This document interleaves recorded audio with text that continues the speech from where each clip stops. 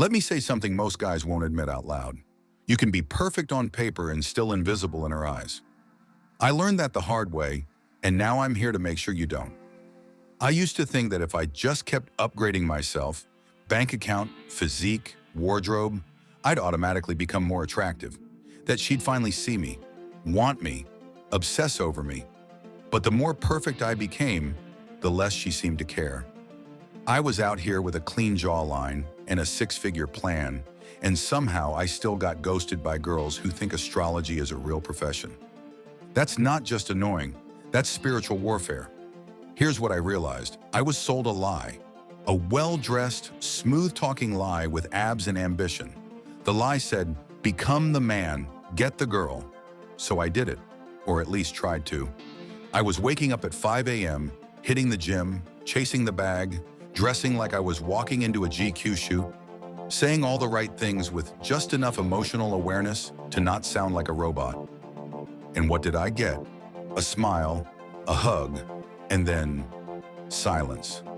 Meanwhile, Chad, the guy in a wrinkled t-shirt who thinks deodorant is a government scam, is getting "I miss you" texts at 1 a.m. That's when it hit me. Something in the attraction matrix is broken.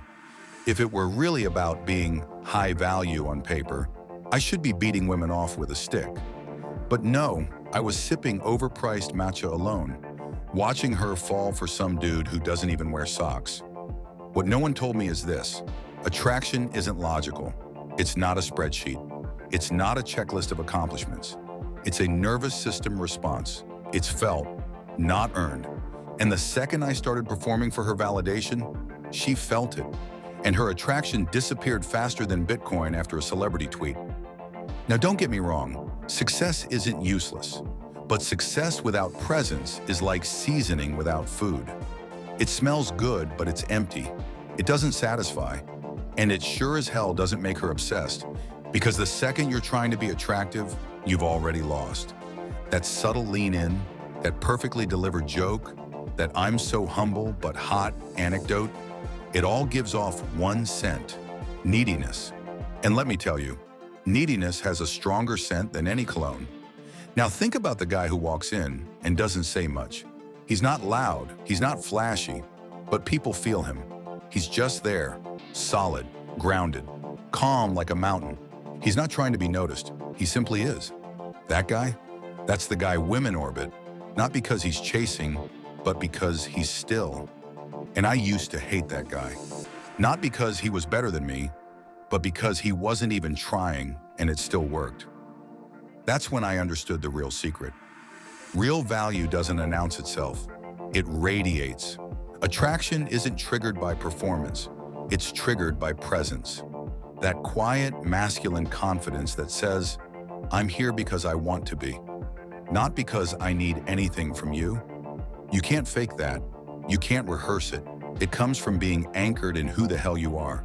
So anchored that her approval doesn't shake you. So clear that her rejection doesn't move you. That's the real flex, not the car, not the body fat percentage, not the watch, not even the perfectly engineered dating app profile. The real flex is internal gravity. The kind of presence that pulls people in without a single word. And women feel it, even if they can't explain it. If your energy says, "Please pick me," her nervous system doesn't need logic. It instantly categorizes you as beneath her. And once she files you under beneath, it's game over. You could bench press a truck, quote Rumi, hold doors open, and own 3 companies. None of it matters. Here's the worst part. I was busy upgrading my resume, thinking attraction worked like a hiring process. But here's the truth. Attraction isn't hiring, it's hunting. And the man who tries to get picked ends up in the same pile as everyone else trying to impress her. It's primal. It's instinct.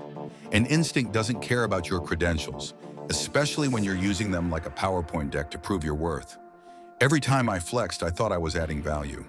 But what was I really doing? Exposing a void. Every subtle brag, every coincidental mention of my wins. It was just insecurity dressed in status. The humble brag, that perfectly timed compliment, the careful story about my past crazy ex to show I'm experienced. It all screamed, "Please see me, please validate me, please want me." That's when I learned, The men who win don't perform. They embody. You ever see a guy walk into a room, not say much, and yet the entire energy shifts? Like before he even speaks, you feel something? That's not charisma. That's calm certainty. That's presence. And women feel that like heat because that guy doesn't need to be noticed. And that's exactly why everyone notices him, including her. Let's go deeper. A woman only becomes obsessed when she perceives your sexual market value as higher than hers. Not when she calculates it on paper, not when you explain it, when she feels it viscerally, emotionally in her nervous system. And that feeling doesn't come from what you have.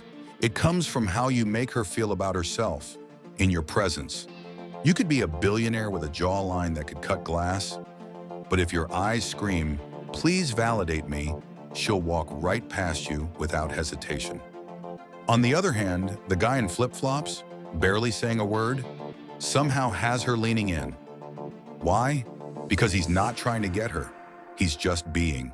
Still, calm, unbothered, certain. And awe is what makes her obsessed. Not admiration, not checklist approval. Awe, that rare gut-level pull that says, "There's something about him I can't figure out, and I don't want to look away." That awe is only sparked by stillness. Not performance, not effort, not persuasion. Here's the paradox. The more I tried to show her my worth, the more she felt like I didn't have any. Because real value doesn't campaign, it exists. The second I started needing her attention, she knew I was no longer the prize. And here's the truth most men avoid. The prize doesn't chase. The prize doesn't perform. The prize doesn't pitch. The prize simply exists. Now let's get into pre-selection. Everybody talks about it like it's some secret weapon. Make her see other women want you? Cool concept until you try to manufacture it. Because trying to show that, it exposes you. Desperation in disguise is still desperation. The moment I said something like, "Yeah, my ex used to say that too," I thought I was being smooth, but she could feel the manipulation. She knew exactly why I said it, to signal value, to try to impress. And that told her one thing: I wasn't the man I wanted her to think I was. And at that point, game over. Real pre-selection? It's quiet. It's not in the women around me. It's in how I behave when I'm wanted. Do I start performing? Do I inflate? Do I act like I've won something? Or do I stay rooted? Same tone, same posture, same inner stillness. Because that stillness says something louder than words ever could. I don't need this. And that's when her mind starts to spin. Wait, why is he so calm? Why isn't he showing off? What does he have that I'm not seeing? That curiosity, that tension she can't place, that's the seed of obsession. But here's the line most guys miss. This only works if it's real. You can't fake grounded. You can't spray on presence like cologne. If I'm doing it just to make her chase me, I've already lost. That's not stillness, that's strategy. And strategy is just performance with better posture. If you really want to flip the entire game, stop chasing validation and start building certainty. Not the kind that hinges on likes, attention, or W's with women. I'm talking about the kind of certainty that's built in silence, in solitude. The kind you earn when you're alone with yourself, no distractions, no audience, and still feel whole. Because the second I stopped needing her, she started needing me. Not in a clingy way, but in a way she couldn't explain. That pull she couldn't shake. I became the calm in her storm, the grounded silence in her chaos. And women? They're not out here looking for a hero. They're looking for a man they can't forget. A man who holds his ground when they test him. A man who doesn't get dragged into their emotional weather. You don't become that by reading more or saying the right thing. You become that by doing the invisible work, sitting with yourself. No scrolling, no reaching, just being. And when you stop explaining, stop overcompensating, stop bending to win, that's when it happens. You become rare. You become felt. You become the kind of man she never forgets. Because presence leaves a fingerprint, and the right one never fades.